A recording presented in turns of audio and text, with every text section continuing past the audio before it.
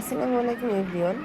আজকে যে ভিডিওটা নিয়ে আসলাম, আমাদের ঈদের ছুটিতে আমরা গিয়েছিলাম তামান্না পার্কে। তো প্রথমে আমরা বাসা থেকে একটা রিক্সা নিয়ে চলে গিয়েছিলাম খালপাড়। সেখান থেকে একটা টেসলা ভাড়া করলাম, যেটা নিয়েছিল 200 টাকা, এবং সেটা নিয়ে একদম ডিরেক্ট চলে গিয়েছিলাম আমরা ভেরিবাদে তামান্না পার্কে। এটা মিরপুর 1-এ অবস্থিত, বোটানিক্যাল গার্ডেনের অপোজিটে।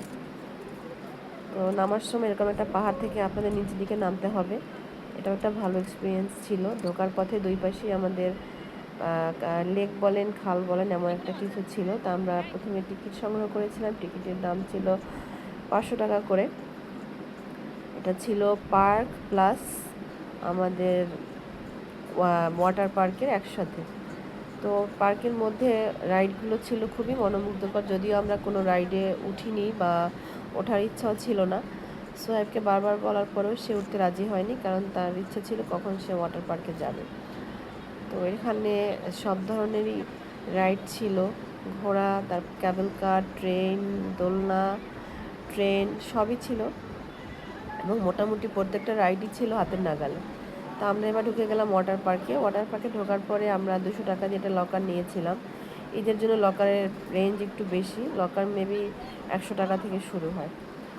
তো এখানে মোটামুটি সুইমিং পুল ছিল 3টার মতো। একটা ছিল বড়দের, যেটা 3 ফিট থেকে 6 ফিট ছিল, এবং তার পাশে এই যে এগুলো ছিল বাচ্চাদের, বড়দের সবার জন্য, এবং এখানে সব বাচ্চারা খেলছিল। এবং সোহেব কোনোভাবেই এখান থেকে ওইদিকে যেতে চাচ্ছিল না, কারণ এখানে সে তার ইচ্ছে মতো লাফ ঝাঁপ সব করতে পারছিল। এবং টোটালি আমাদের এখানে যাওয়ার যে ইচ্ছাটা ছিল বা বাবুর জন্য, সেটা একদমই পরিপূর্ণ হয়েছে। সে যথেষ্ট পরিমাণে এনজয় করেছে। এবং শুধু সেই নয়, দেখবেন এখানে বেশিরভাগ বাচ্চারাই মানে খুবই এনজয় করতেছিল। তো এখানে পানির মাত্রাটা একটু কম ছিল, এবং এখানে বাচ্চাদের জন্যই মূলত এই পুল দুইটি করা। এই যে সোহেব এবং সোহেবের বাবা উঠে গিয়েছিল এখানে, তার বাবাও তার সাথে বাচ্চা হয়ে গেছিলো, এবং এই পুলটা সোহেবের সব থেকে বেশি পছন্দের ছিল। সে এখানে বারবার লাফ দিচ্ছিল, ঝাঁপ দিচ্ছিল, খুব মজা করছিল। এটা একটা ফোয়ারার মতো ছিল, ফোয়ারাটা দিয়ে পানি উঠছিল, সবাই এখানে গিয়ে এবং মিউজিক বাজছিল, যদিও মিউজিকটা আমরা অ্যাভয়েড করতে চাচ্ছিলাম। এবং এইটার পুলটার পাশেই কিন্তু একটা খাল আছে।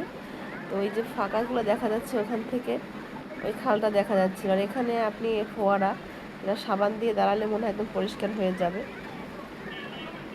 এই যে সোয়াইবের অবস্থা, সে যথেষ্ট এনজয় করছিল, এবং এটা ছিল বড় পুলটা।